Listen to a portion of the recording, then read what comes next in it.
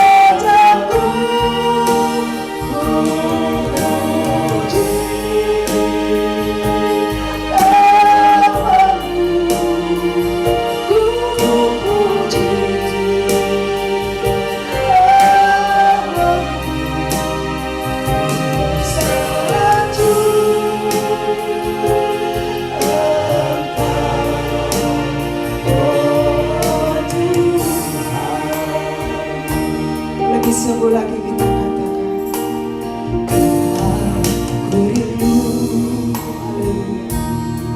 menyatakan kepadamu Tuhan, Menyatakan padamu Kaulah segalanya dalam hidup kami. Kaulah segalanya dalam hidupku. Biarkan kami mengenal lebih dekat lagi Tuhan. Isi hati, Dan kami bersyukur. aku bersyukur. Terima kasih Tuhan sudah mengangkat kami menjadi putra. Akulah putra.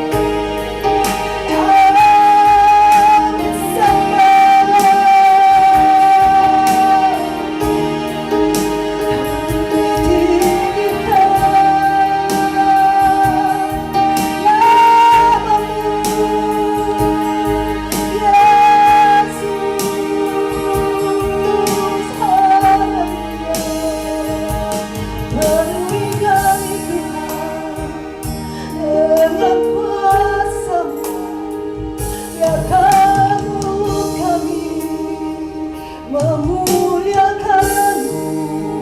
Haleluya.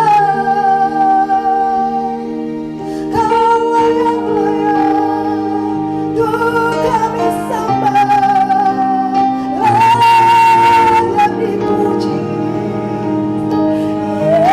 Yesus, di hati yang menyembah. Haleluya.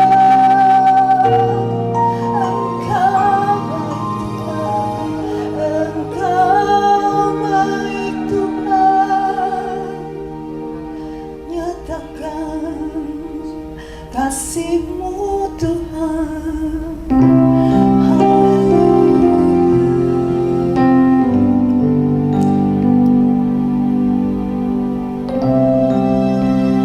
Beriku hati untuk menyembah-Mu.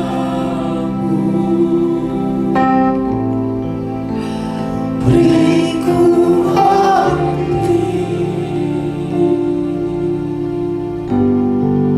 untuk mengasihi-Mu. Beriku hati memuji-Mu dan mengasihi Engkau seperti wanita yang datang mengurapi-Mu.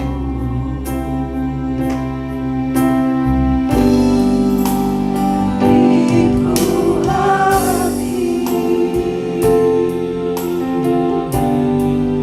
untuk menyembah-Mu. Beriku hati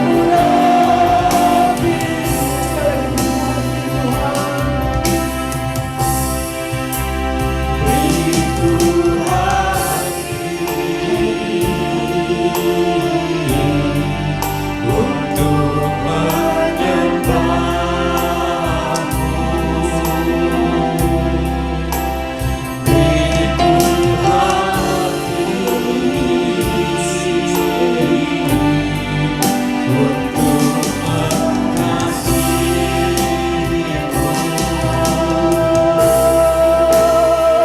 Beriku hati memuji-Mu dan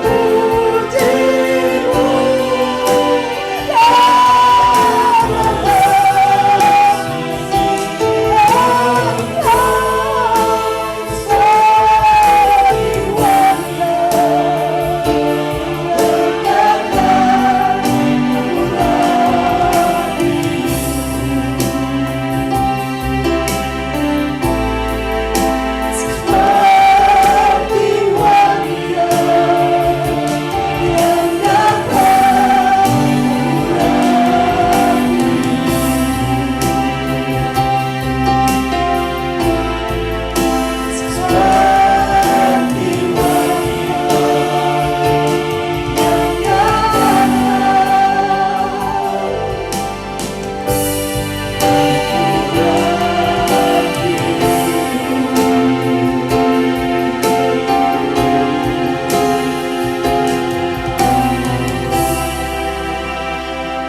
Beriku hati memuji-Mu senantiasa menyembah-Mu. Beri hati yang lebih mengasihi Tuhan. Karena kami sadar Tuhan, jika kami ada sampai saat ini, tidak pernah lepas dari kasih setia-Mu tidak pernah lepas atas pemeliharaan penyertaan-Mu. Terima kasih Tuhan. Kami hanya bisa bilang terima kasih untuk semua yang Tuhan sedang kerjakan di dalam kehidupan kami. Dan ajar kepada kami Tuhan untuk memberi yang terbaik bagi hormat kemuliaan nama. Biar mulut kami penuh dengan pujian ucapan syukur yang hanya kami naikkan bagi-Mu Bapa. Kiranya apa yang kami persembahkan boleh menjadi dupa yang berbau harum, menyenangkan hati Tuhan, dan Tuhan berkenan bertata di atas pujian kami.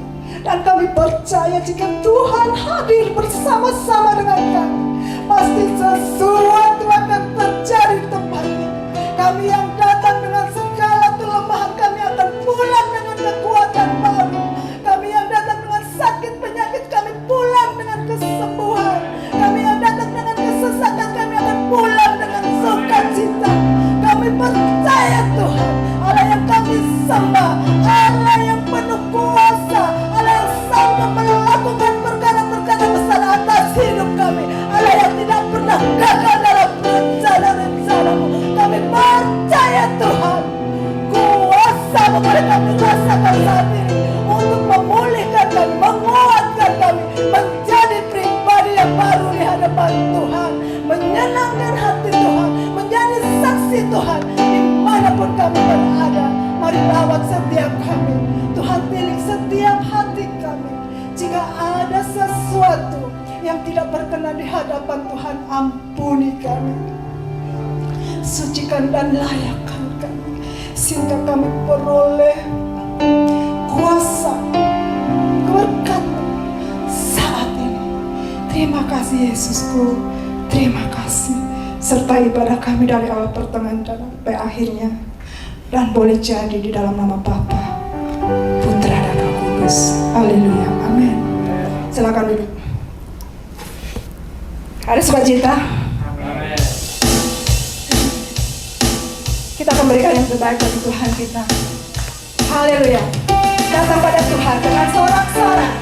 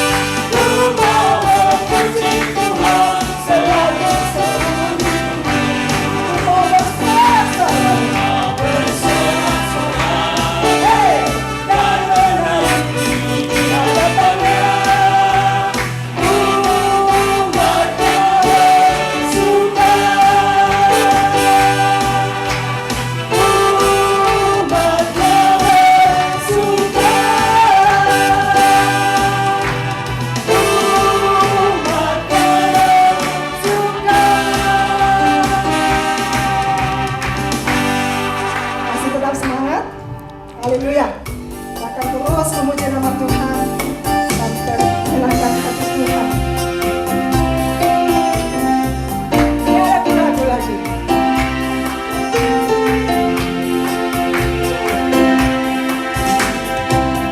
Tiada ku ragu lagi untuk mengikutmu Yesus. Tiada ku ragu lagi untuk melayanimu.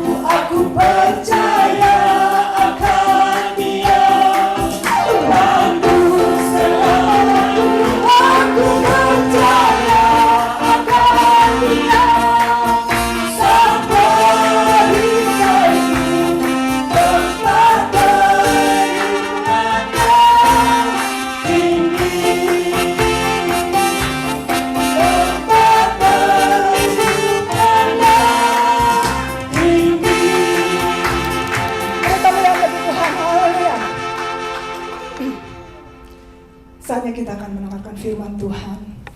Mari kita siapkan hati pikiran kita dan biarkan kuasa Roh Kudus memimpin kita, berikan hikmat kepada kita semua, berikan pengertian atas kita sehingga kita mengerti kehendak Tuhan melalui firman-Nya. Haleluya. Yesus, Kau segalanya bagiku, Tuhan dan Rajaku. Kasih sayang-Mu melimpah di dalam hidupku. Salibmu tebusku, bebaskanku, sembuhkan aku. Ku percaya mujizat-Mu ku alami sekarang ini.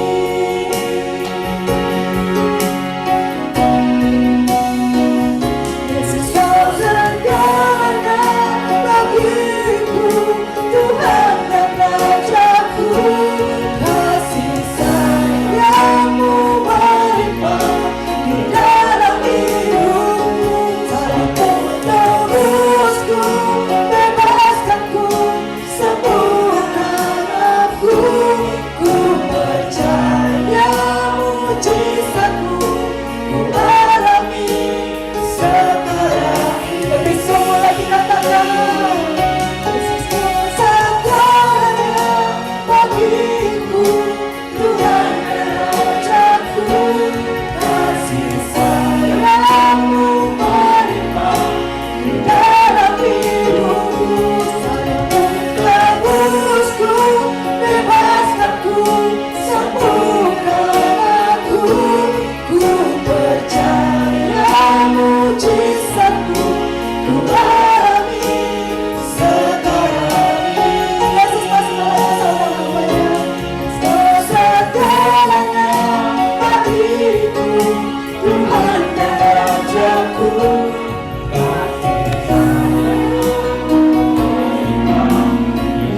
dalam hidupku. Bebaskanku, sembuhkan aku. Ku percaya mujizat-Mu ku alami sekarang ini.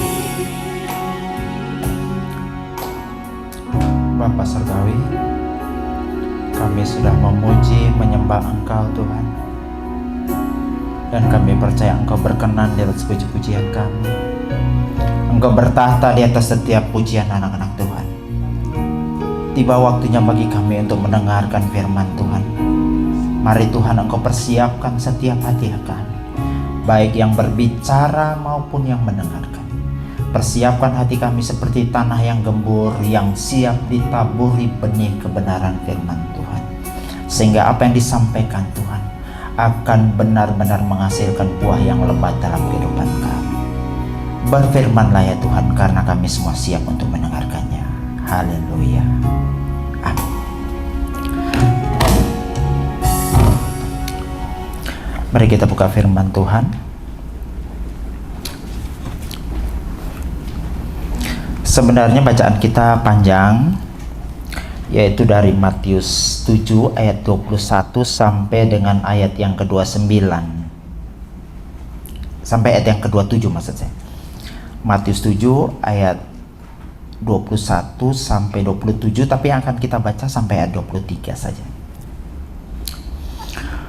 Matius 7 ayat 21, bukan setiap orang yang berseru kepadaku Tuhan, Tuhan, akan masuk ke dalam kerajaan sorga, melainkan dia yang melakukan kehendak Bapakku yang di sorga. Ayat 22, pada hari terakhir banyak orang akan berseru kepadaku, Tuhan, Tuhan, bukankah kami bernubuat demi namamu, dan mengusir setan demi namamu, dan mengadakan banyak mujizat demi namamu juga? Ayat yang ke-23, pada waktu itulah aku akan berterus terang kepada mereka dan berkata, aku tidak pernah mengenal kamu, enyahlah daripadaku, kamu sekalian pembuat kejahatan. Bapak Ibu, memang jadi pendeta itu gampang-gampang susah saja. Kenapa saya bilang gampang-gampang susah? Jemaat itu seleranya beda-beda. Betul? Ada saya lihat di YouTube itu pendetanya khotbah dari ujung ke ujung lucu, tapi yang denger itu sewenang banyak gitu. Ya. Bahkan kalau mau dilihat tuh isinya kayaknya nggak ada. Ada khotbah yang berusaha menggali begitu dalam, tapi jemaatnya keblinger. Enak dia. Oh boy, kisah dibahas bahasa asli totok. Sedikit-sedikit buka Alkitab, dikit-dikit buka Alkitab, bingung dia. Jadi memang serba susah. Kita itu ditantang untuk seperti koki yang mampu menyiapkan segala jenis masakan. Yang satu senang bubur Manado, yang satu senang nasi kuning, yang satu senang tenderloin, macam-macam. Jadi harus mampu menyiapkan semua jenis masakan itu. Nah, jadi mudah-mudahan Bapak Ibu, kali ini kita akan berat sedikit ya.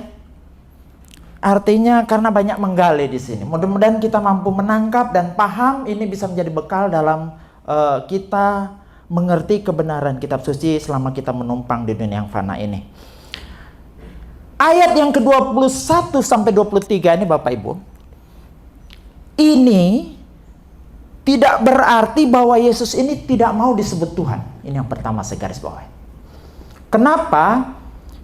Karena banyak apologet Islam seperti misalnya Ahmad Didat, Bangun Samudra, Donditan, ada yang dari Ambon namanya Bang Kenama, selalu menggunakan 3 ayat ini, menganggapnya bahwa Yesus itu tidak mau dipanggil Tuhan. Dan siapa yang berani memanggil Yesus Tuhan, dia akan masuk dalam kerajaan neraka, akan masuk neraka. Itu pemahaman mereka. Saya tidak ngerti metode hermeneutika bagaimana yang mereka gunakan sehingga mereka mengambil suatu kesimpulan semacam itu. Kenapa saya bilang ayat ini tidak berbicara bahwa Yesus menolak ketika dipanggil Tuhan? Karena kalau kita lihat di dalam ayat-ayat yang lain, khususnya misalnya Yohanes 13 ayat 12. Yohanes 13 ayat 12. Ketika suatu saat Yesus membasuh kaki murid-muridnya, di situ dalam ayat yang ke-13 Yesus ngomong begini, "Kamu menyebut aku guru dan Tuhan, dan katamu itu tepat." Yesus tidak menolak di sini dia dipanggil Tuhan. Yesus tidak menolak dia di sini disebut Tuhan. Tapi mereka menggunakan ayat ini buktinya Yesus tidak suka kalau dipanggil Tuhan. Siapa yang manggil dia Tuhan, Tuhan masuk neraka. Kemudian juga kita bisa lihat dalam kasusnya Thomas, ya. Ini ceritanya begini. Ketika Yesus bangkit, suatu saat murid-murid itu ngumpul di sebuah rumah. Di situ Thomas nggak ada. Mereka cerita semua. Mas, kapan hari Yesus menampakkan diri loh di sini? Thomas bilang, saya nggak percaya. Kecuali saya mencucukkan jari saya ke lubang tangan yang dipaku, atau mencucukkan jari saya ke lambungnya yang ditikam itu. Tiba-tiba ketika mereka di rumah itu dalam situasi rumah terkunci, Tuhan Yesus muncul. Kayak nembus tembok begitu. Langsung dia bilang sama Thomas, "Thomas, nih, mana jarimu? Cucukkan jarimu kemari atau ke lambung saya." Ini bahasa sehari-hari. Langsung Thomas bilang, "Ya Tuhanku dan Allahku." Artinya di sini pun Yesus tidak menolak ketika dia dipanggil Tuhan. Karena dia memang Tuhan. Selanjutnya ayat ini juga tidak mengajarkan bahwa keselamatan itu didasarkan pada perbuatan. Keselamatan itu bukan justification by word, tetapi justification by faith. Coba kita buka dalam Roma 3:28. Karena kami yakin bahwa manusia dibenarkan karena iman dan bukan karena melakukan hukum Taurat. Efesus 2 ayat 8. Sebab karena kasih karunia kamu diselamatkan oleh iman. Itu bukan hasil usahamu, tetapi pemberian Allah. Kalau mau ngomong-ngomong, manusia itu bisa diselamatkan oleh hukum Taurat. Saudara tahu enggak? Hukum Taurat itu mempunyai 613 mitzvot. Apa itu mitzvot? Perintah-perintah Allah. Kalau perintah Allah, dia tunggal, itu namanya mitzvat, ya. Ada 613. Dan sistem daripada hukum Taurat itu, kalau dilanggar satu, kita bersalah kepada semua aturan. Misalnya dari 613 itu kita lakukan 612. Satu tidak dilakukan. Kita bersalah terhadap 612 mitzvot itu. Dan kemudian di dalam mitzvot itu dibagi lagi. Ada yang disebut perintah positif, ada yang disebut perintah negatif. Perintah positifnya itu mitzvot aseh yang jumlahnya 248. Sesuai dengan jumlah tulang manusia menurut pandangan orang Ibrani. Jadi orang Ibrani itu menganggap bahwa jumlah seluruh tulang dan organ utama dalam tubuh manusia itu berjumlah 248. Dan perintah negatifnya menggunakan kata jangan-jangan misalnya, itu namanya mitzvot lo ta'aseh. Ini jumlahnya 365 sesuai dengan jumlah hari. Coba bayangkan jumlahnya 365 yang negatif, 248 yang positif. Saudara mau lakukan satu aja yang gugur, kita gugur semuanya. Tidak mungkin kita dibenarkan karena mampu melakukan hukum Taurat.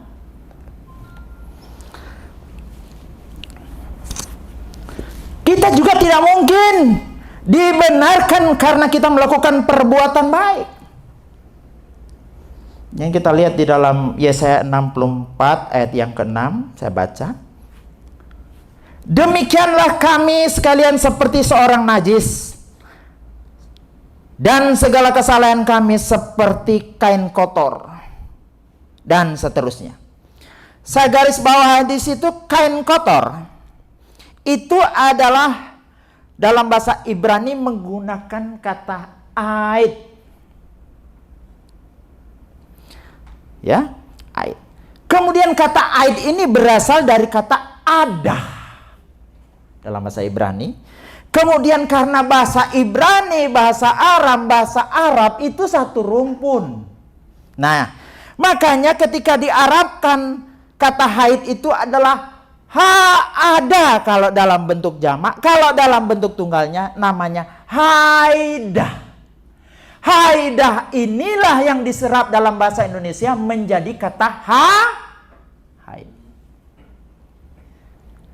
Kesalehan kita, perbuatan baik kita itu sama dengan kain untuk ngurusi orang yang sedang haid. Itu maksudnya.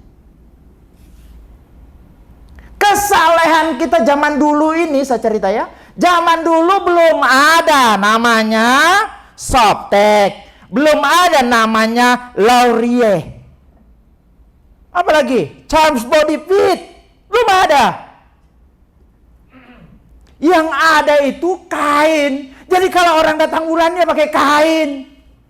Kesalahan kita dikatakan seperti kain kotor. Ini sama dengan mengatakan bahwa apapun yang kita buat, sebaik apapun kita, nilai kesalahan kita, nilai kebaikan kita itu sama seperti pembalut wanita perempuan. Wanita yang sedang datang bulan di hadapan Tuhan. Dengan demikian, tidak mungkin kita diselamatkan ngandalin perbuatan baik. Nah, kalau begitu apa sebenarnya yang mau dikatakan oleh Matius pasal 7 ayat 21 sampai 23 di sini?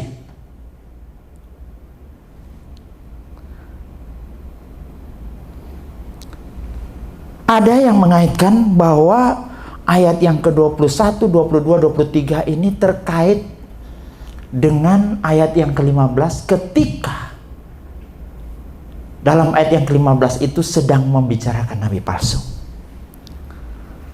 Jadi yang dibicarakan di sini menurut pandangan ini bahwa yang dibicarakan di sini adalah nabi palsu. Mereka yang berseru-seru Tuhan tetapi tidak menuruti kehendak Bapa. Mereka yang melakukan mujizat, bernubuat, melakukan mujizat, mengusir roh-roh jahat atau mengusir setan, melakukan mujizat, banyak mujizat, kesembuhan dan sebagainya. Itu yang dimaksud ke sini adalah nabi palsu. Ini pandangan pertama. Tapi keberatan terhadap hal itu adalah di situ ada kata setiap orang.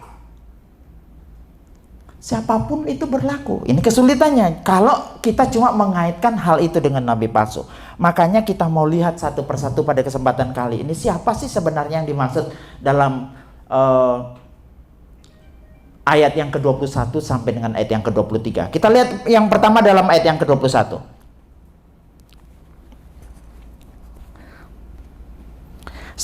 Saya baca ulang. Bukan setiap orang yang berseru kepadaku Tuhan, Tuhan akan masuk ke dalam kerajaan sorga, melainkan dia yang melakukan kehendak Bapakku yang di sorga.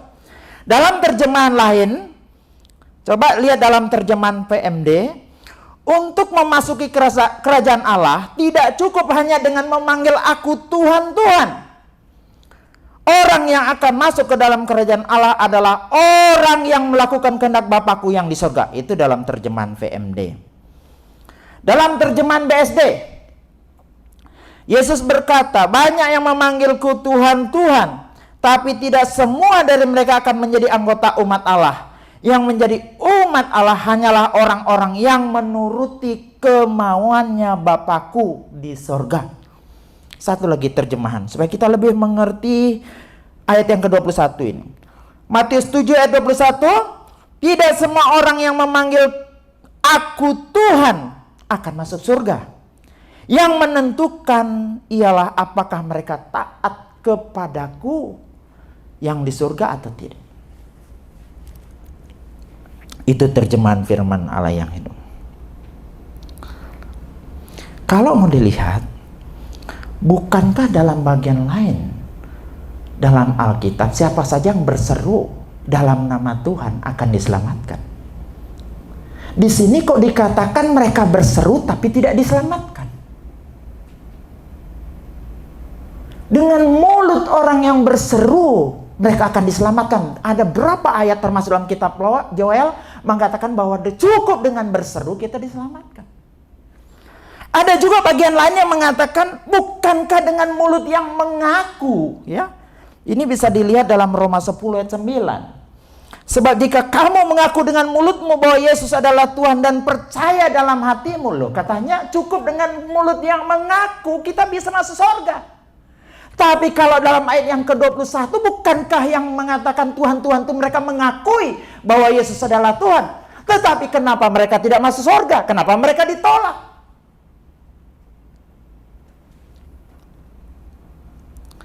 Rupa-rupanya mengaku itu ada kelanjutannya. Jikalau kamu mengaku dengan mulutmu bahwa Yesus adalah Tuhan, itu belum berhenti. Dan percaya dalam hatimu bahwa Allah telah membangkitkan dia. Mulut mengaku, hati percaya. Rupa-rupanya kalau cuma mulut ngaku-ngaku tidak bisa. Perlu hati yang percaya. Dan tambahan satu, melakukan kehendak Bapakku. Apa itu melakukan kehendak Bapa?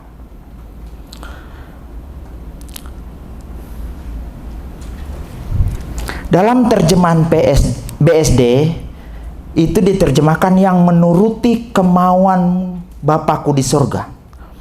Dalam terjemahan firman Allah yang hidup menerjemahkan mengikuti atau melakukan kehendak Bapa itu adalah taat, ya, atau menurut taat kepada Bapakku yang di sorga. Nah, dalam terjemahan Weymouth, coba lihat ini yang bagian bawah.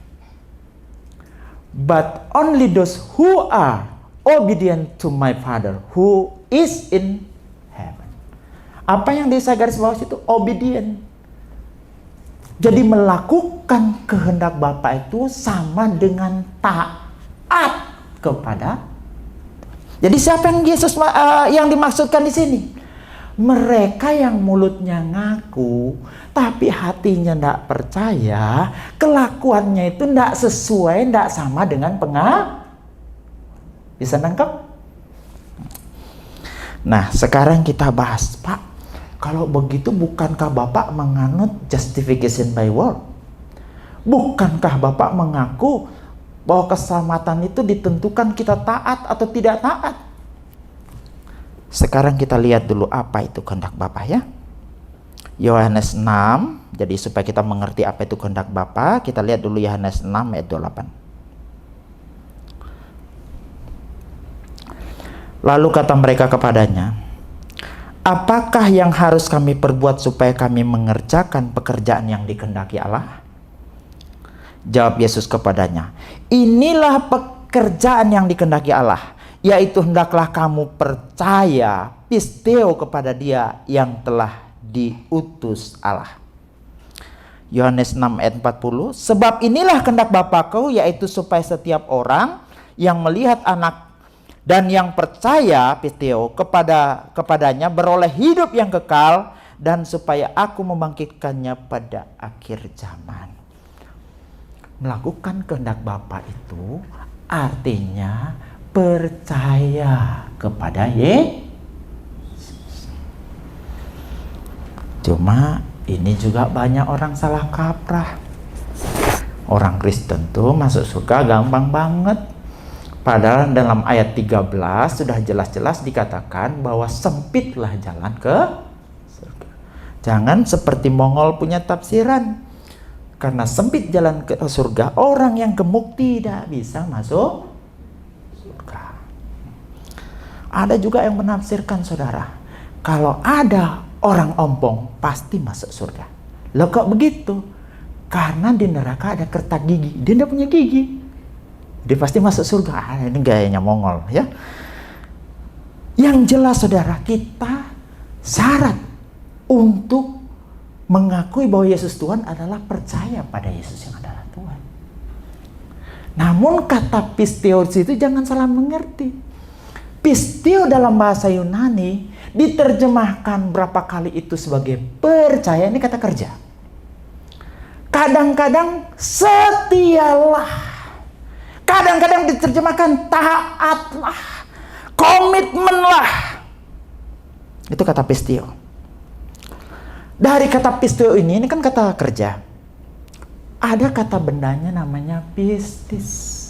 Pistis ini kadang diterjemahkan iman, kadang diterjemahkan kepercayaan, kadang diterjemahkan kesetiaan, kadang diterjemahkan ketaatan.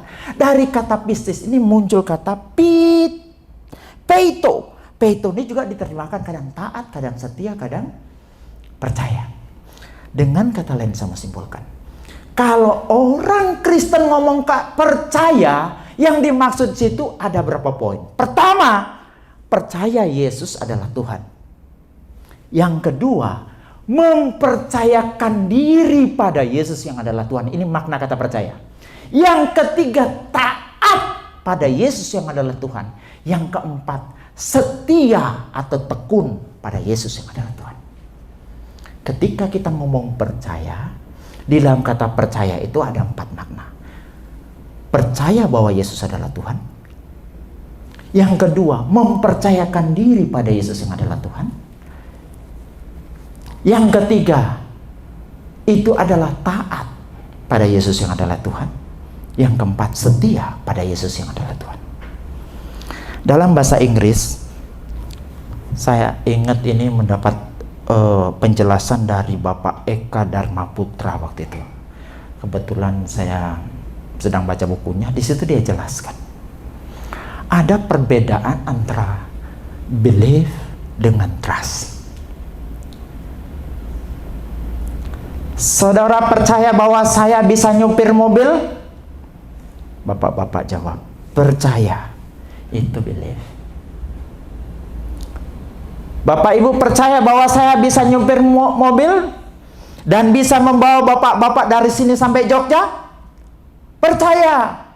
Bapak ikut naik di mobil saya, itu namanya trust. Bisa nangkep?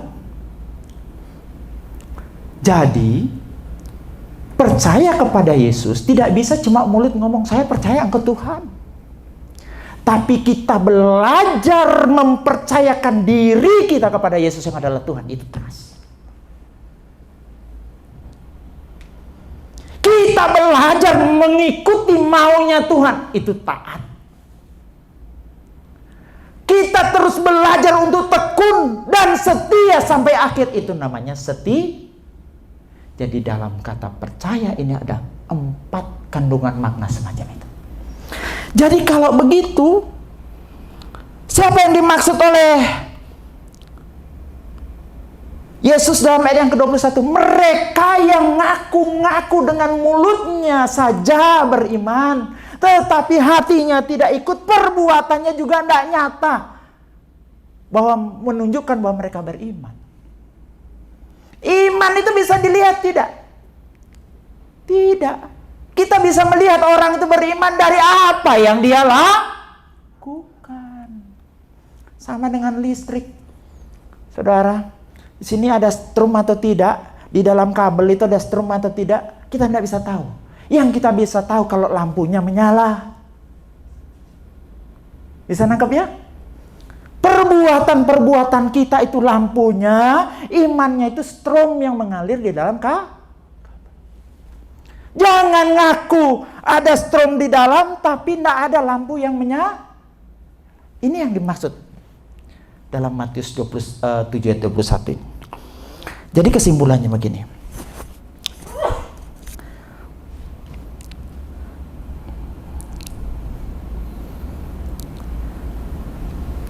Orang yang dimaksud Tuhan Yesus dalam ayat yang ke-21 menurut Paulus adalah mereka yang mengenal Allah, tetapi dengan perbuatan mereka menyangkal Dia. Saya cerita sedikit. Suatu saat Paulus di Pulau Kreta. Di Pulau Kreta itu mereka melihat nabi-nabi palsu atau orang-orang di situ juga yang benar-benar cara berpikirnya itu mulutnya mengakui ketuhanan Yesus. Mereka percaya pada Allah. Mereka percaya kepada Yesus.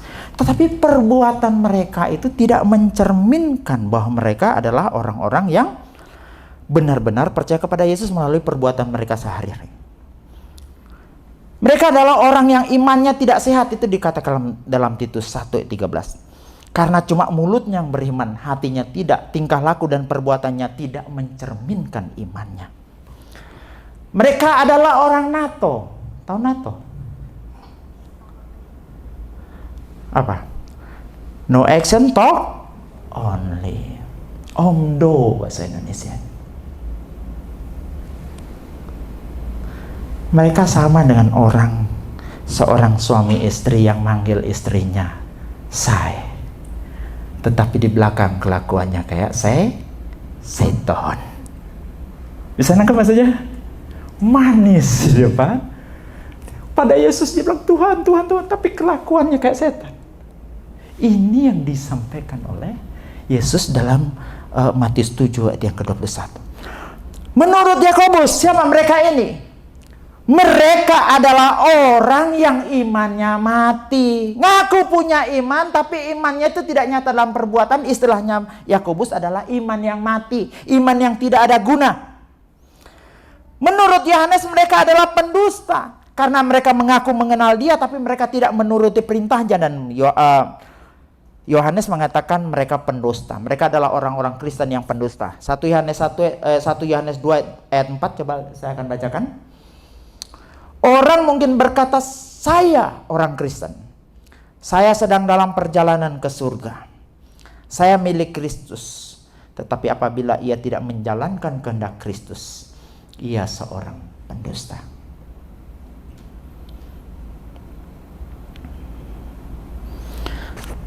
Jadi Bapak Ibu Saudara yang kekasih dalam Tuhan, yang dimaksud dalam Matius 7 ayat yang ke-21 adalah orang yang mengaku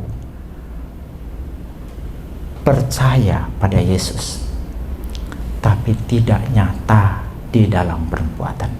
Mereka adalah orang yang imannya mati.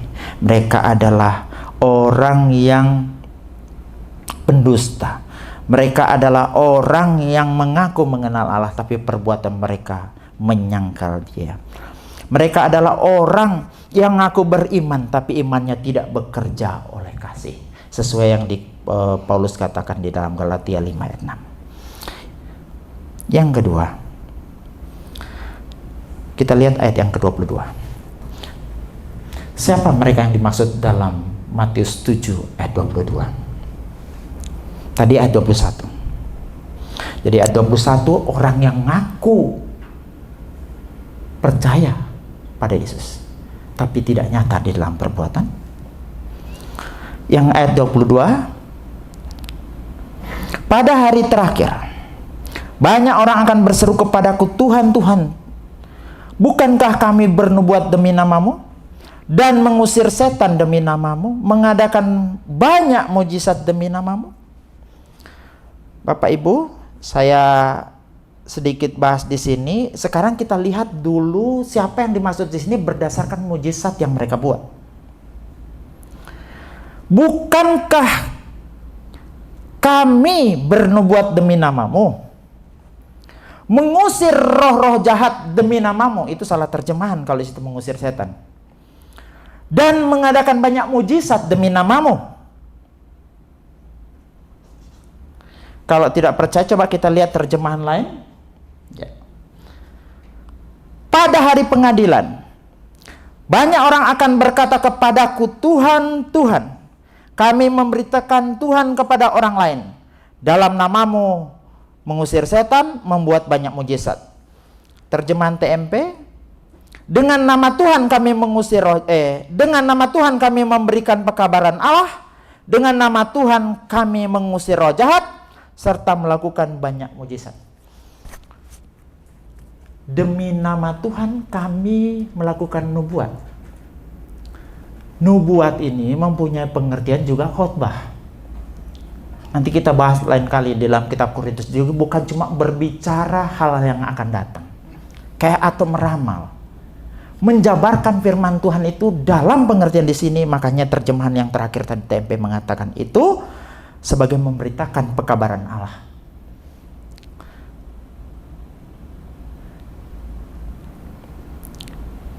Saya ulang lagi, itu masalah setan. Dalam terjemahan aslinya itu adalah roh-roh jahat. Jadi demi nama Tuhan kami mengusir roh-roh jahat dan melakukan banyak mujizat. Sebenarnya pertanyaannya sekarang, apa sih arti demi nama Tuhan itu?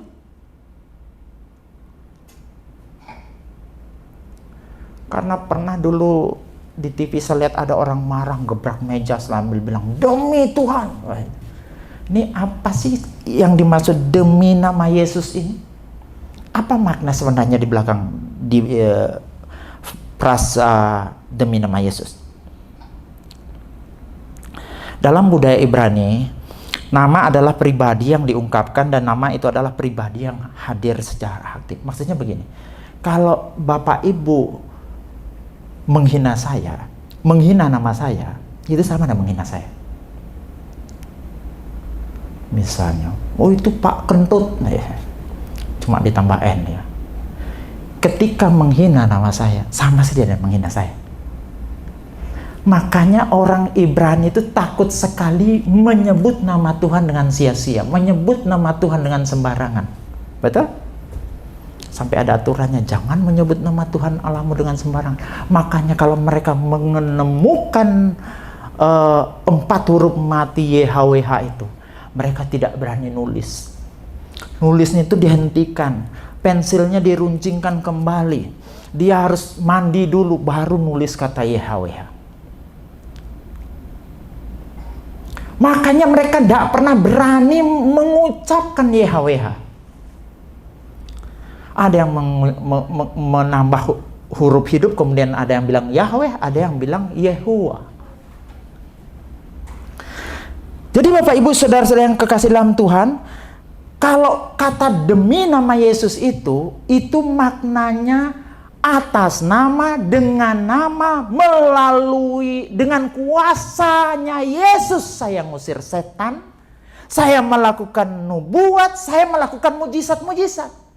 Jadi ketika dibilang di situ dengan kuasanya Yesuslah saya mengusir setan. Coba lihat di dalam terjemahan ERP. Yang terakhir, lagi satu tahu. Ini ERP. By, coba kata demi nama Yesus dalam bahasa Inggrisnya. By the power of your name. Jadi ketika bilang demi nama Yesus itu berarti kita menggunakan kuasanya Yesus. Bukan kuasa orang lain, bukan kuasa setan. Jadi kalau kita melakukan mujizat demi nama Yesus yang dimaksudkan itu, kita melakukan mujizat itu dengan kuasanya Tuhan Yesus. Nah, di mana contohnya? Coba kita lihat dalam waktu Petrus sedang menyembuhkan orang lumpuh.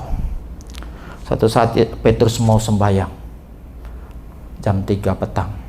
Naik ke bait Allah, di situ dia dapati seorang yang lumpuh. Orang itu lumpuh sejak lahir.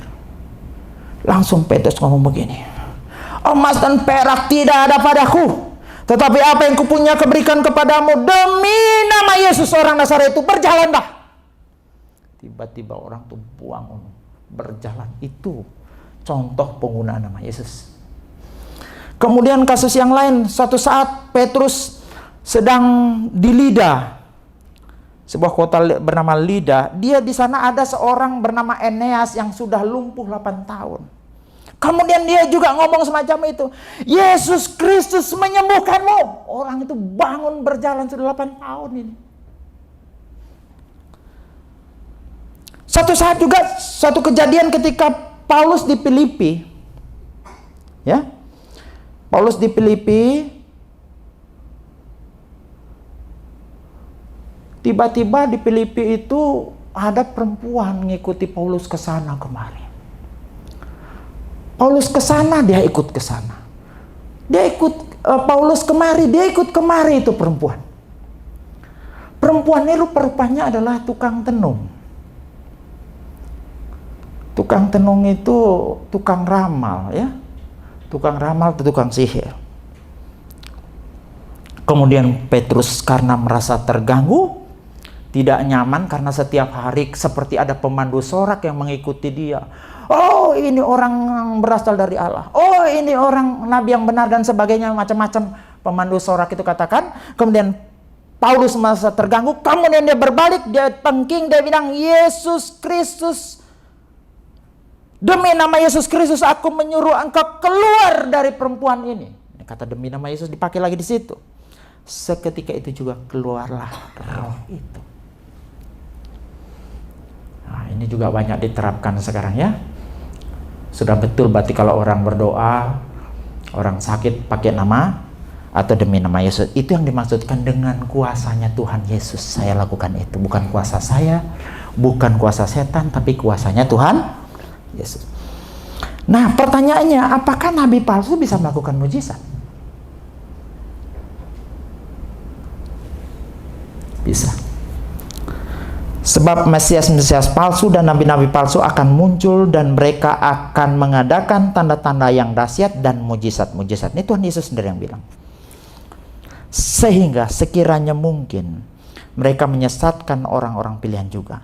Sebab Mesias-Mesias palsu dan nabi-nabi palsu akan muncul. Mereka akan mengadakan tanda-tanda dan mujizat-mujizat dengan maksud sekiranya mungkin menyesatkan orang pilihan. Dalam Matius dan Markus di mana Yesus yang mengatakan itu. Cuma pertanyaannya, ketika nabi palsu melakukan mujizat, apakah dia pakai kuasanya Yesus? Saya ulang. Apakah ketika nabi palsu melakukan mujizat, nabi palsu tersebut pakai kuasanya Yesus dengan berbicara demi nama Yesus atau tidak? Ada yang tahu? Kalau dalam Alkitab belum pernah ada kasus nabi palsu ngusir setan melakukan mujizat itu pakai nama Yesus. Coba saya cerita sedikit Ini kejadian di Pulau Paphos. Di Pulau Paphos itu ada Paulus, ya, bertemu dengan seorang bernama Bar-Yesus. Dalam bahasa Yunaninya, Bar-Yesus ini namanya Elimas. Dia ini adalah tukang sihir yang kerjanya menghalang-halangi pekerjaan pelayanan Paulus dan membelokkan gubernur di sana dari imannya, berusaha membelokkan gubernur di pulau itu dari iman Kristennya. Kemudian suatu saat Paulus menatap dia. Dia bilang begini, "Hai anak iblis, engkau penuh dengan rupa-rupa tipu muslihat dan kejahatan. Engkau musuh segala kebenaran. Tidakkah engkau akan berhenti membelokkan jalan Tuhan yang lurus itu?" Bar-Yesus itu tukang sihir. Disebut oleh Paulus anak iblis. Berarti sekian lama kekuatan, kuasa, power yang digunakan untuk melakukan tanda-tanda dan mujizat-mujizat itu bersumber dari iblis. Ingat juga kasusnya ketika Musa di Mesir. Bukankah tukang-tukang sihir di sana juga bisa melakukan mujizat? Musa, sumber kekuatannya itu berasal dari Tuhan. Tapi tukang sihir itu bersumber dari yang bukan Tuhan.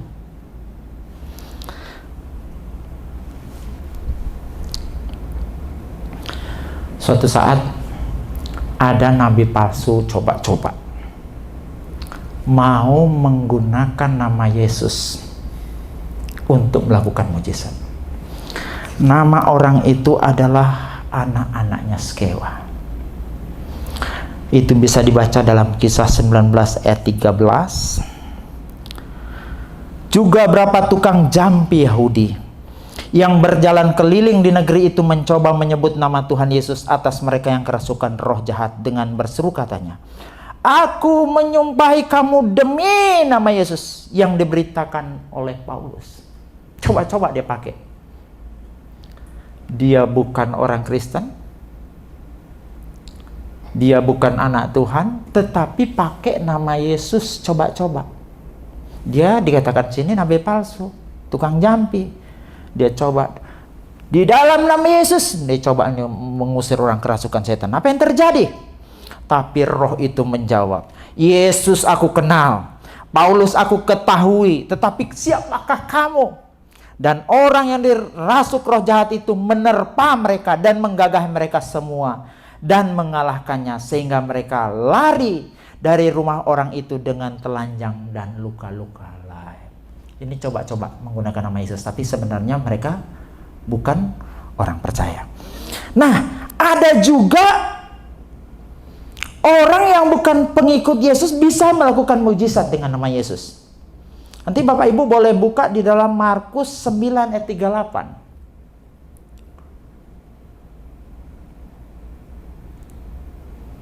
Markus 9 ayat 38 ya. Kata Yesus kepadanya, "Guru, kami lihat seorang yang bukan pengikut kita mengusir setan demi namamu." Coba bayangkan. Jadi mereka itu bukan pengikut Yesus, tapi mereka mengusir setan pakai nama Yesus, pakai kekuatannya Yesus, pakai kuasanya Yesus. Anehnya Yohanes lihat begitu dicegah. Ditanya, "Kenapa kamu cegah?" "Karena dia bukan pengikut kita." Tapi apa kata Yesus? "Jangan kamu cegah dia, sebab tidak seorang pun yang telah mengadakan mujizat demi namaku dapat seketika itu juga mengumpat aku. Barang siapa tidak melawan kita, ia ada di pihak kita." Kira-kira apa maksudnya sih? Orang walaupun belum secara resmi kelihatan mungkin menjadi orang Kristen, menjadi pengikut Yesus, tapi kalau dia kemudian melakukan mujizat demi nama Yesus, itu artinya orang itu sudah Kristus. Itu kan yang disampaikan di sini. Siapa yang tidak melawan kita kan di pihak kita.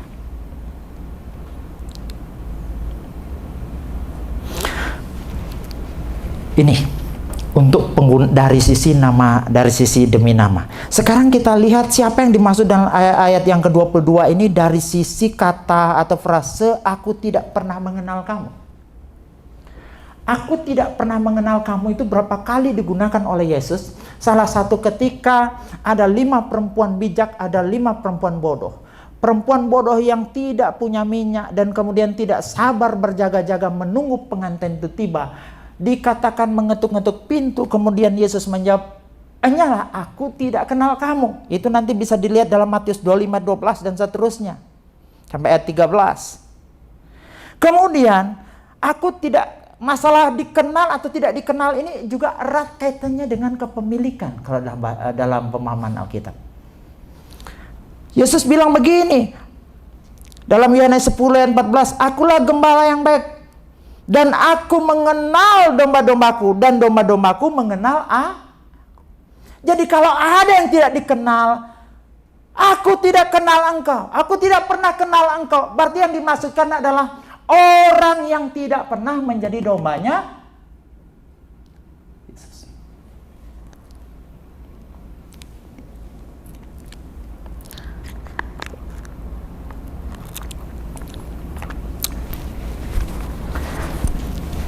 Dalam 2 Timotius 2:19, Tuhan mengenal siapa kepunyaannya. Kalau dia berkata, "Enyalah, aku tidak pernah mengenal engkau," berarti orang ini tidak pernah jadi kepunyaannya Tuhan Yesus. Yang dimaksud dalam ayat yang ke-22 ya.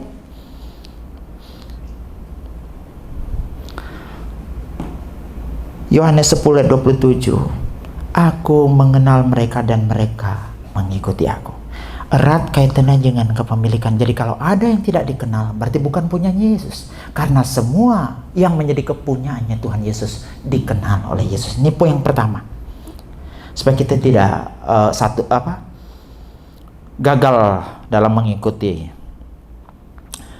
Sekarang kita lihat bahwa kata tidak mengenal itu juga digunakan ketika Petrus menyangkal Yesus.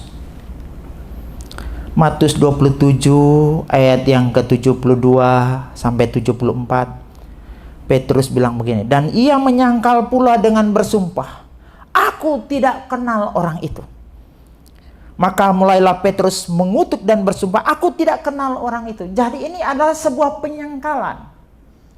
Jadi kalau muncul kata "aku tidak pernah mengenal engkau", bisa jadi ini adalah bentuk penyangkalan Yesus kepada orang tersebut.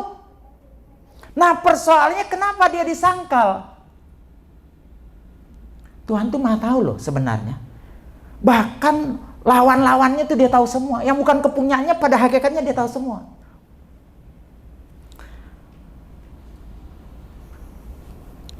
Jadi ini adalah rumus penyangkalan. Siapa yang menyangkal Yesus akan disangkal. Coba kita lihat dalam Matius 10 ayat 33. "Tetapi barang siapa menyangkal aku di depan manusia, aku juga akan menyangkal dia di depan Bapakku di surga." Bisa jadi yang dimaksud dalam Matius 7 ayat 22 adalah orang yang menyangkal. Dulu pernah hebat melayani, bisa bernubuat, bisa mengusir setan, bisa melakukan banyak mujizat, tetapi di tengah jalan mundur dari Tuhan, menyangkal sampai dalam satu titik menyangkal Yesus. Pada akhirnya di sini ketika hari penghakiman dia disangkal juga. "Enyalah, aku tidak mengenal engkau." Cuma persoalannya begini Bapak Ibu. Kalau kita ngomong begini, apakah orang Kristen itu mungkin murtad? Apakah orang Kristen itu bisa murtad? Ini menjadi persoalan yang rumit. Karena banyak orang menganggap orang Kristen tidak bisa murtad. Saya jelaskan. Gereja-gereja yang mengatakan bahwa orang Kristen bisa murtad itu Katolik, rata-rata gereja karismatik, GBI termasuk, dan sebagian gereja-gereja Injili. Tapi pada umumnya, tidak semua juga, gereja-gereja Protestan mengatakan bahwa orang Kristen itu tidak bisa murtad.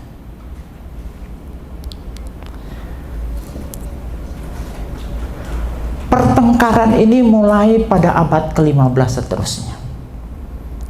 Paham yang mengatakan bahwa orang Kristen bisa murtad itu disebut Armenian. Paham yang mengatakan orang Kristen tidak bisa murtad itu disebut Kel.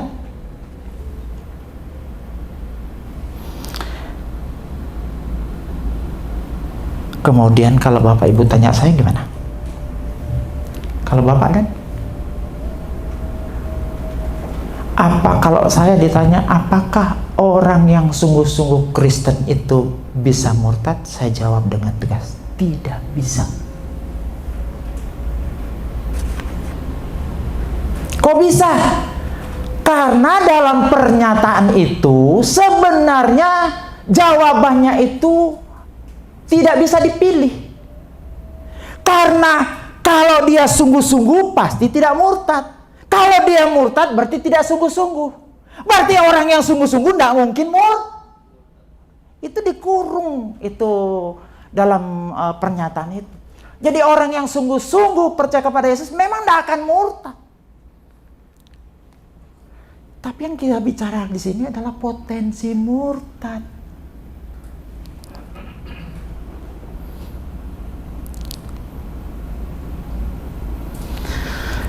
Dalam bahasa Yunani, murtad itu apostasia. Ada juga menggunakan kata-kata yang lain, tapi saya membahas ini. Apostasia itu adalah seperti orang yang keluar dari dinas ketentaraan. Dia tadi tentara, TNI, kemudian dia lepas bajunya, bergabung dengan tentara pihak musuh. Tadi teman orang dalam, tapi sekarang menjadi lawan. Itu kata apostasia. Kalau mau diterjemahkan dalam bahasa Indonesia sehari-hari, yang tadinya dia orang dalam terang pindah ke gelap. Yang tadinya dia mengarah ke barat, sekarang balik arah, meninggalkan barat, mengarah ke timur. Itu kata apostasia. Jadi kalau mau memahami ini, saya coba damaikan dua paham ini. Saya tanya, apakah seorang suami bisa selingkuh? Bisa. Tapi kalau saya tanya, apakah seorang suami setia bisa selingkuh?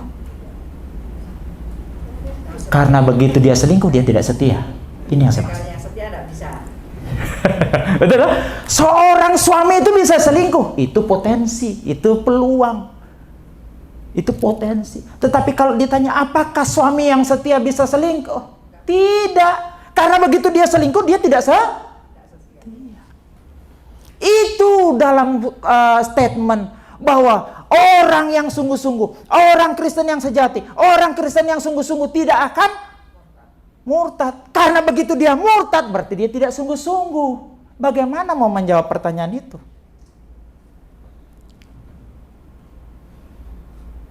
Kalau di dalam bahasa Indonesia, pelajaran bahasa Indonesia, ada konjungsi, disjungsi, ada yang disebut negasi, ada juga yang disebut dengan implikasi, disimplikasi, biimplikasi, implikasi, ada biimplikasi. Ini yang masalah implikasi. Ketika kita mengatakan bagaimana mungkin dalam statement yang sama ada kontradiksi di dalamnya. Pertanyaan semacam itu nggak bisa dijawab. Sama dengan saya tanya kepada bapak-bapak,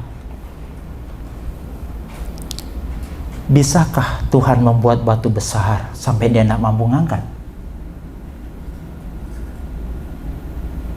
Ayo. Bisakah Tuhan membuat batu besar sampai dia tidak mampu ngangkat?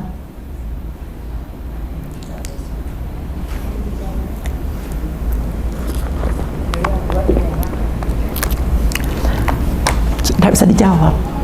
Kalau kita bilang bisa, berarti dia tidak maha kuat. Kalau kita bilang dia mampu ngangkat, berarti dia tidak maha kuasa dalam menciptakan, sehingga tidak bisa bikin batu sebesar itu. Di dalam pernyataan itu ada kontradiksi di dalamnya, sehingga nggak bisa dijawab. Bagaimana mungkin kita mendapat jawaban yang benar kalau pertanyaannya salah?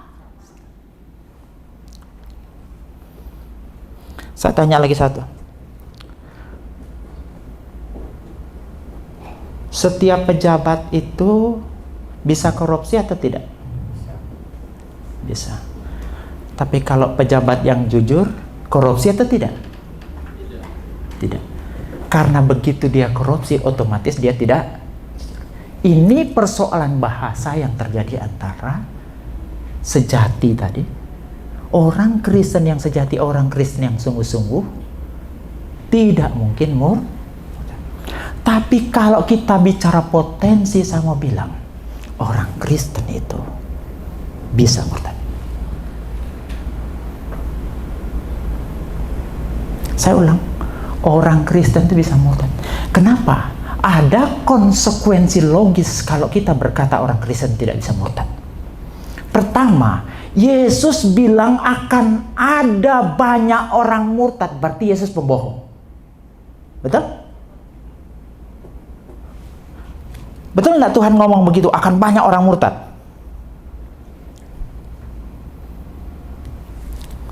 Yang kedua, Yesus ngomong apa?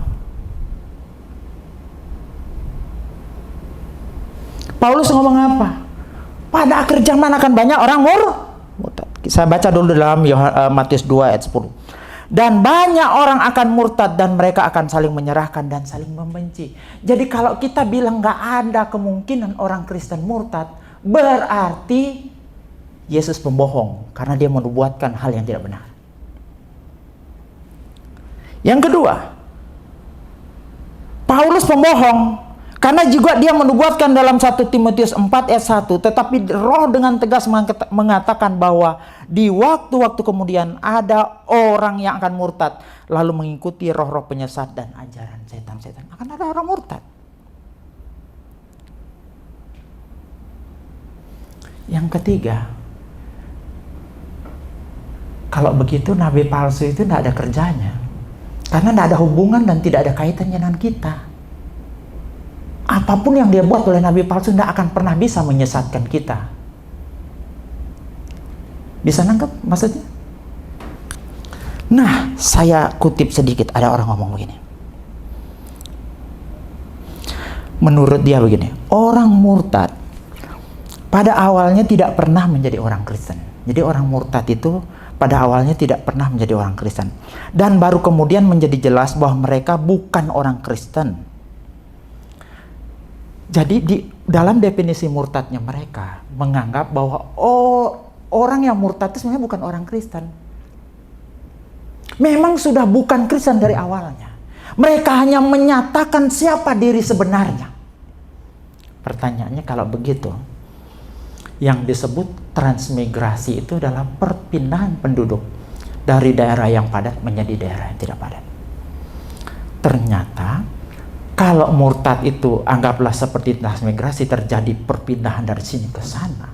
Berarti murtad dalam pemahaman mereka adalah perpindahan di sana dan di sana. Orang yang dalam gelap tetap di dalam gelap.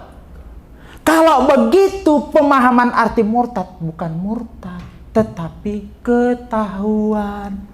Terbongkarnya penyamar. Yang tadi dia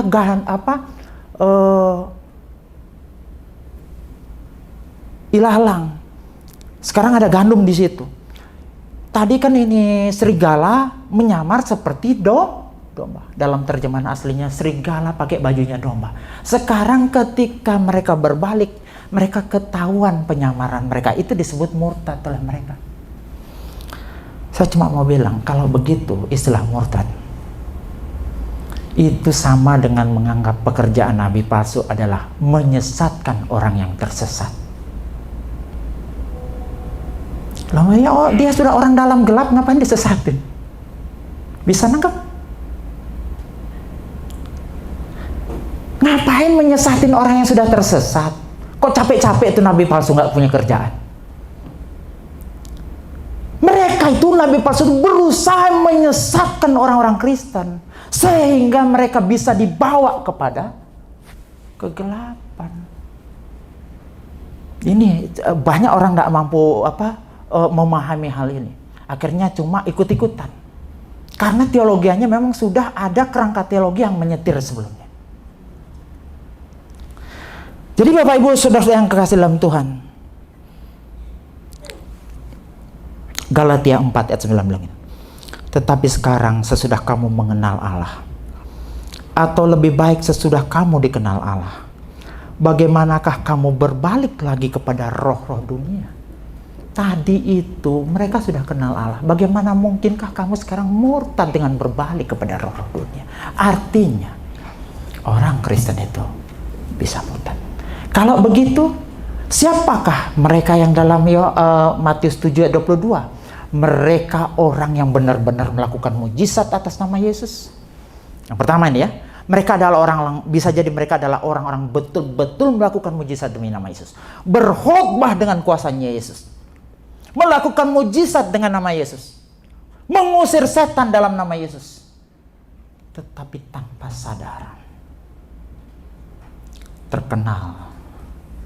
Merasa hebat, semakin berkembang pelayanannya, merasa semacam punya hak istimewa, kartu istimewa untuk masuk surga. Saudara tahu enggak, kesombongan itu begitu gampang masuk dan susah dideteksi.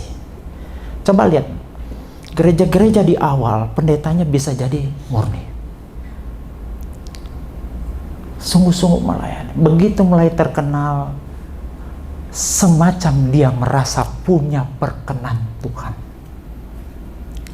Oh, saya ini orang hebat. Oh, saya dipakai kemarin berapa setan yang tak usir, gitu.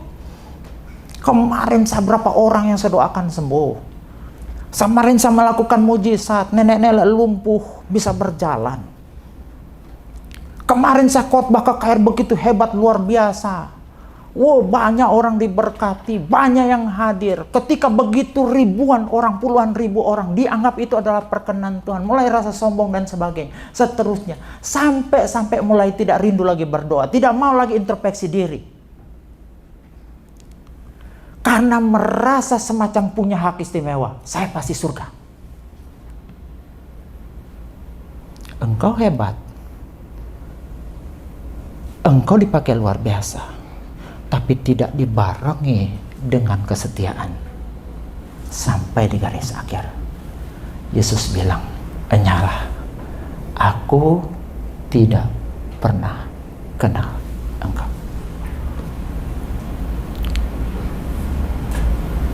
Ini membuat kita harus tetap rendah hati. Mungkin kita pernah dipakai Tuhan secara luar biasa, tapi itu bukan jaminan kalau kita tidak setia. Kemungkinan kedua, mereka adalah orang-orang yang cuma ngaku menggunakan kuasanya Yesus dalam melayani, padahal tidak pernah. Ini kemungkinan kedua, tetapi kecil kemungkinan itu.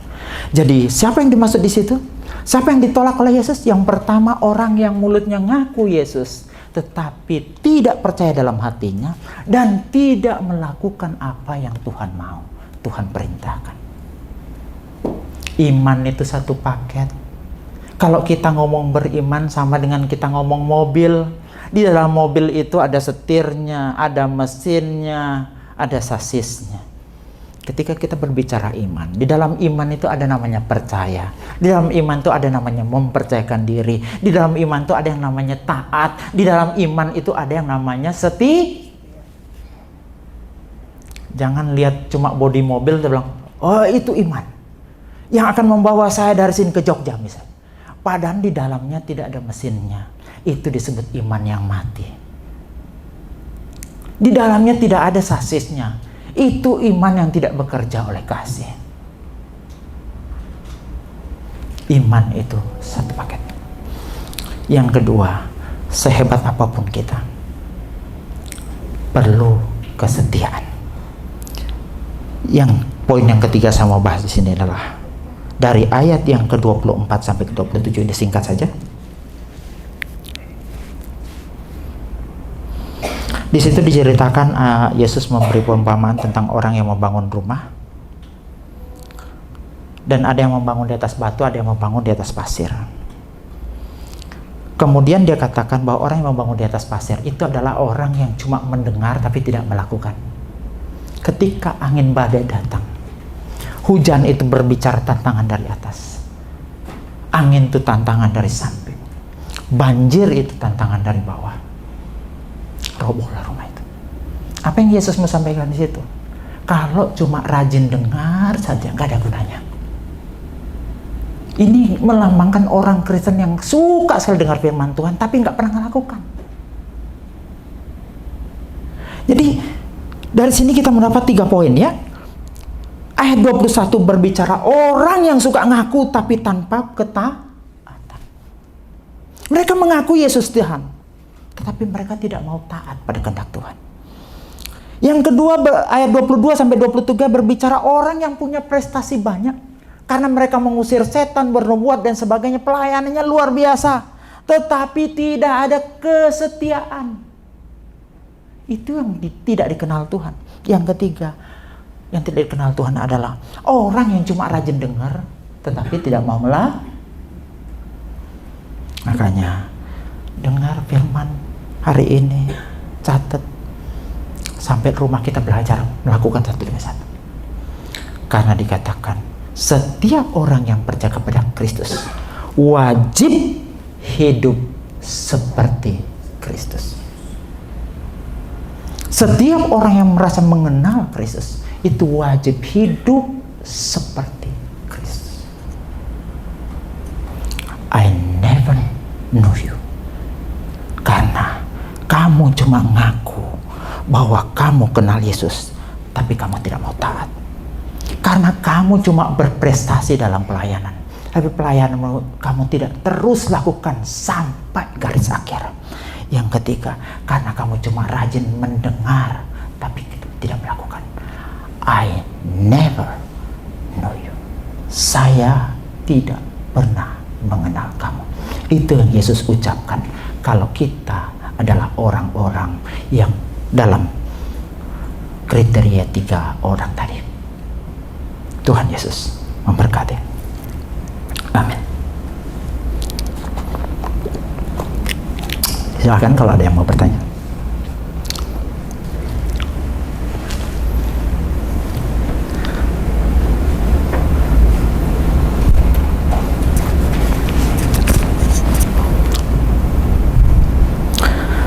Ada yang bertanya? Tidak? Ya, mudah-mudahan tidak bertanyanya karena ngerti, bukan karena bingung. Karena untuk memahami sesuatu secara biblikal, banyak mengorek bahasa asli itu memang membosankan. Ini juga dialami di Wuling. Jadi tidak semua orang senang menggali firman. Untuk mengerti lebih dalam, tidak semua orang. Bahkan sekarang ada fenomena yang penting ibadahnya itu rame, lucu, ceria. Sampai di rumah ditanya membahas apa, kita tidak tahu. Lebih baik kita nonton OVJ, betul? Lebih lucu tak rasa opera Panjalu. Jadi khotbah yang diwarnai lucu-lucu, tidak salah lucu. Cuma kalau itu terus yang lucu-lucu begitu, ya untuk apa?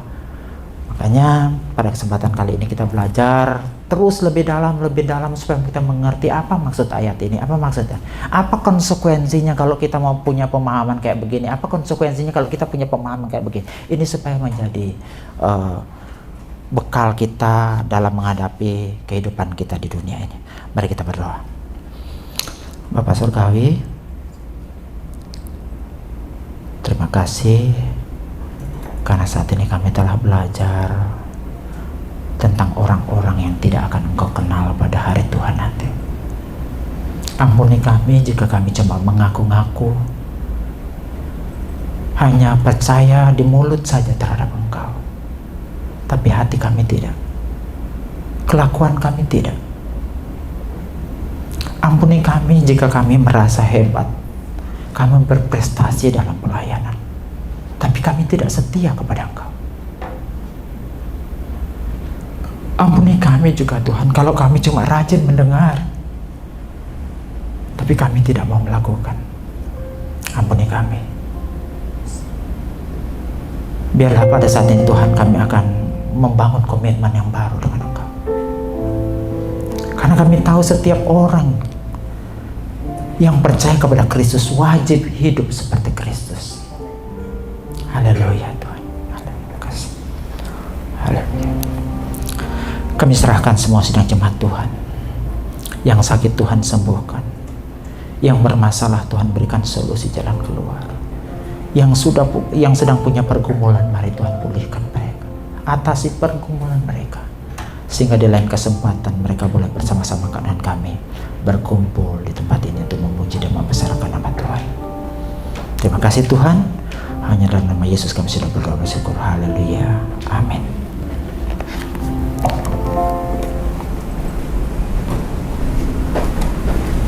Puji Tuhan, kita sudah berkata dengan Tuhan.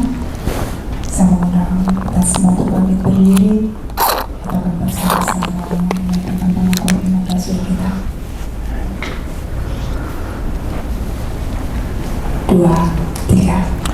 Aku percaya pada Allah, Bapa yang kuasa, langit dan bumi, dan kepada Yesus Kristus yang tunggal Tuhan kita, yang dikandung dari Roh Kudus, lahir dari Maria Maria, yang menderita sengsara di bawah pemerintahan Pontius Pilatus, disalibkan, mati dan dikuburkan, turun ke dalam kerajaan maut. Pada hari yang ketiga bangkit pula dari antara orang mati, naik ke surga, duduk di sebelah kanan Allah, Bapa yang Maha Kuasa, dan dari sana Ia akan datang untuk menghakimi orang yang hidup dan yang mati. Aku percaya kepada Roh Kudus, gereja yang kudus dan am, persekutuan Roh Kudus, pengampunan dosa, kebangkitan daging, dan hidup yang kekal. Amin. Silakan duduk. Sebelum kita memberikan persembahan, kita kembali berdoa.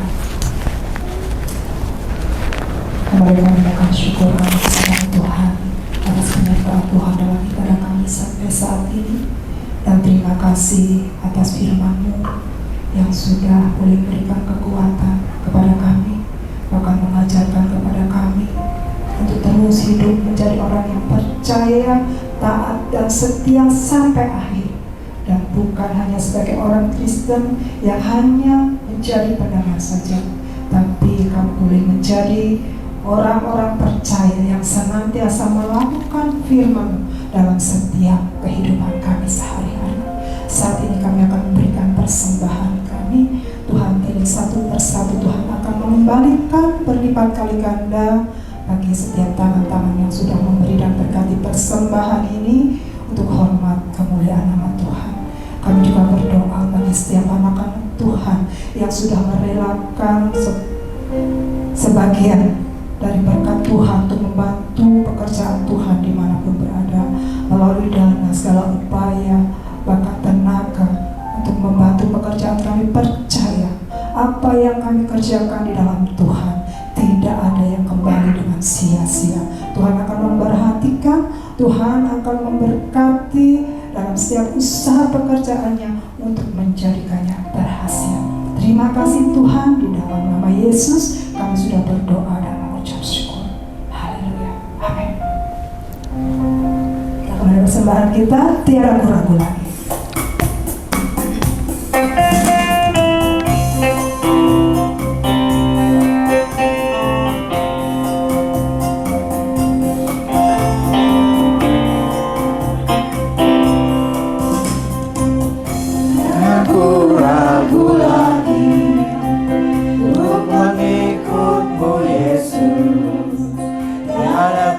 Ragu lagi untuk melayani.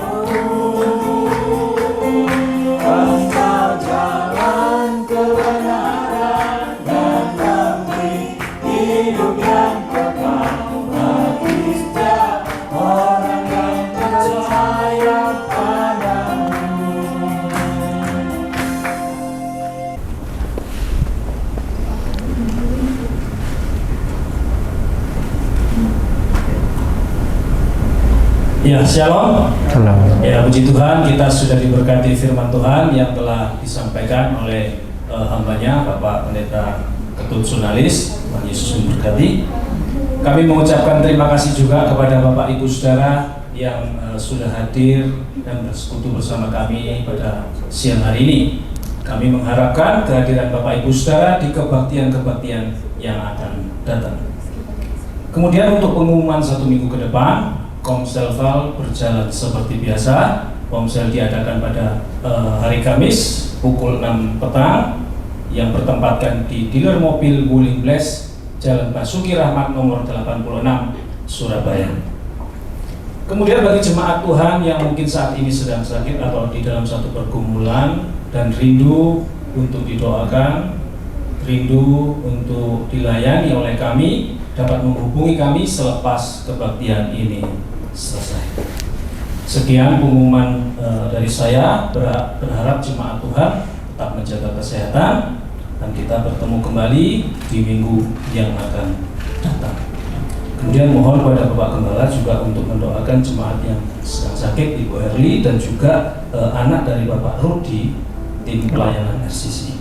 Terima kasih. Tuhan Yesus memberkati. Shalom. Ya, kita mengakhiri pada kita siang hari ini. Saudara semua untuk berdiri.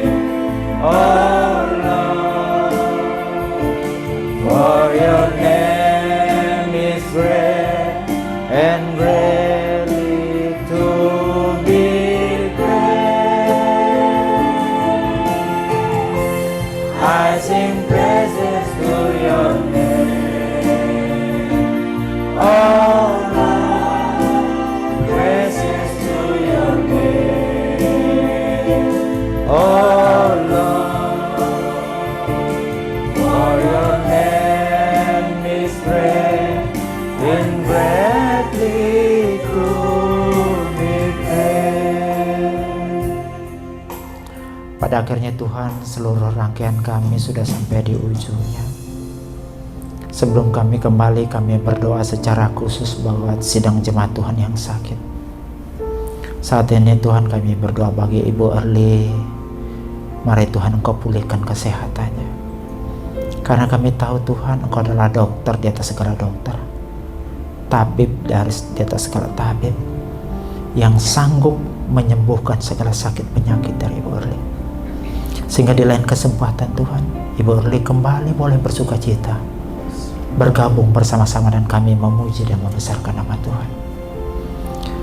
Juga kami berdoa bagi anak mantu dari Pak Rudi atau anaknya yang saatnya sedang keguguran. Tuhan, mari Engkau campur tangan. Biarlah lawatan Tuhan terjadi pada keluarga Pak Rudi. Penghiburan, kesehatan Tuhan limpahkan bagi mereka. Juga kami berdoa bagi pelayan-pelayan Tuhan. Tuhan, berikan kesatuan hati bagi setiap kami. Para majelis yang mulai lemah semangat, mari Tuhan pulihkan kami semua. Berikan kami kasih yang mula-mula dalam melayani Engkau, sehingga suatu saat Tuhan, tempat ini penuh dengan jiwa-jiwa untuk hormat dan kemuliaan nama Tuhan. Mari kekasih-kekasih Tuhan, kita angkat tangan kita dan kita akan terima berkat Tuhan.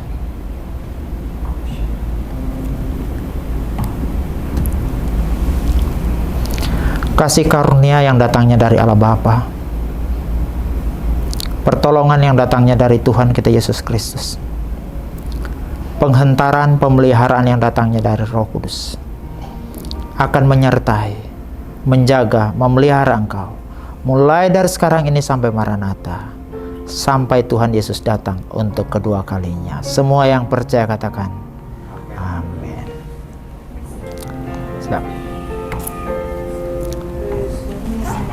Selamat hari Minggu, Tuhan Yesus memberkati. I sing praises to your name. Oh